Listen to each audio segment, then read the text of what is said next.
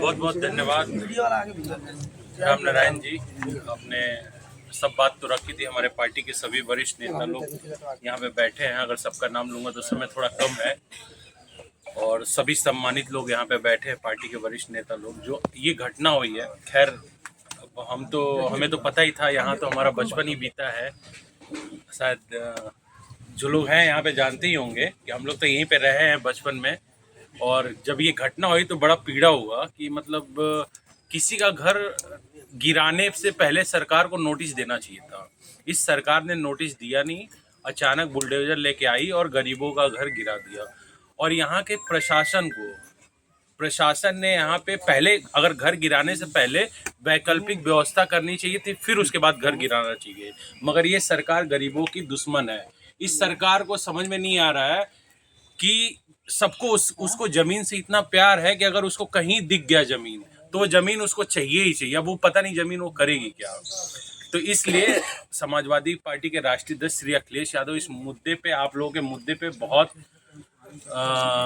दुखी हैं। और उन्होंने मेरी बात हुई, व्यक्तिगत मेरी बात हुई राष्ट्रीय अध्यक्ष जी से, अखिलेश यादव जी से। उन्होंने मुझसे बोला और कुछ नेताओं को, यहाँ के भी लोकल नेताओं से उन्होंने बात की और उन्होंने बोला कि जो भी पीड़ित परिवार है उसकी पार्टी के लोग जाएं और उनकी मदद करें। और मुझे स्पेशली बोला गया कि आप जाइए और उस परिवार से, उनसे मिलिए और उनकी जो भी परेशानी है उसको दूर करने का प्रयास करिए। सरकार में तो नहीं है हम लोग, ये तो सरकार का काम है, प्रयास तो उसको करना चाहिए। हम लोग विपक्ष में है, संघर्ष ही कर सकते हैं।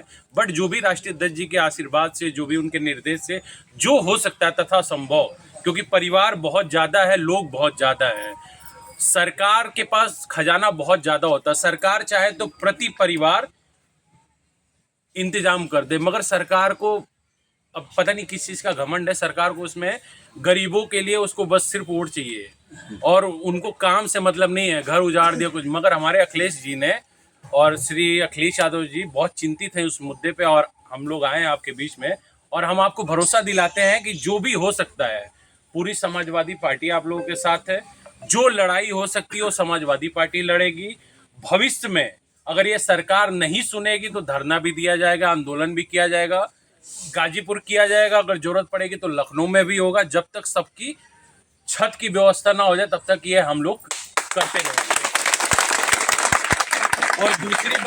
और दूसरी बात, अगर सरकार ये व्यवस्था नहीं करती है तो हम आपको भरोसा दिलाते हैं कि जब समाजवादी पार्टी की सरकार 2027 में बनने जा रही है, जब समाजवादी पार्टी की सरकार 2027 में बनेगी तो सबके लिए लोहिया आवास सबको दिया जाएगा। तो इसलिए आप लोग भरोसा रखिए और विश्वास रखिए। समाजवादी पार्टी और श्री अखिलेश यादव आप लोगों के मुद्दे पर बहुत चिंतित है। और वो हमेशा, कल भी ट्वीट किया था तो कुछ अधिकारी शायद आए होंगे, उन्होंने बात किया होगा, तो अधिकारियों पे थोड़ा दबाव बना है और जितना दबाव हो सकता है अधिकारियों पे बनाया जाएगा कि आप लोगों के रहने की तत्काल व्यवस्था कराए। अगर नहीं करवा पाती है तो जो हम लोगों से हो सकता है, जो मदद हो सकता है समाजवादी पार्टी के लोगों से, वो आपकी सब लोग मदद करेंगे। और यहाँ पे पार्टी के सभी लोग वरिष्ठ नेता लोग बैठे। मदन यादव जी हैं, जिला पंचायत का चुनाव, विधान परिषद का चुनाव लड़ चुके हैं।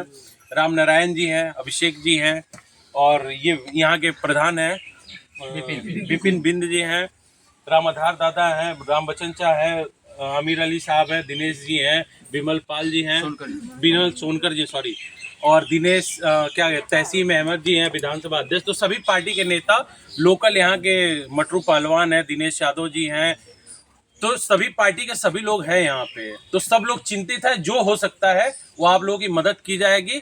और जब भी सरकार समाजवादी पार्टी की बनेगी, ये हम आपको भरोसा दिला के जाते हैं कि आप सब लोगों को लोहिया आवास दिया जाएगा। और बहुत बहुत धन्यवाद। अब इसमें और क्या बोल सकते हैं हम लोग। विलायत की तरफ से हमारा विचार जो है कि बहुत ही कठोर सवाल है और इनकी समस्याएं हैं।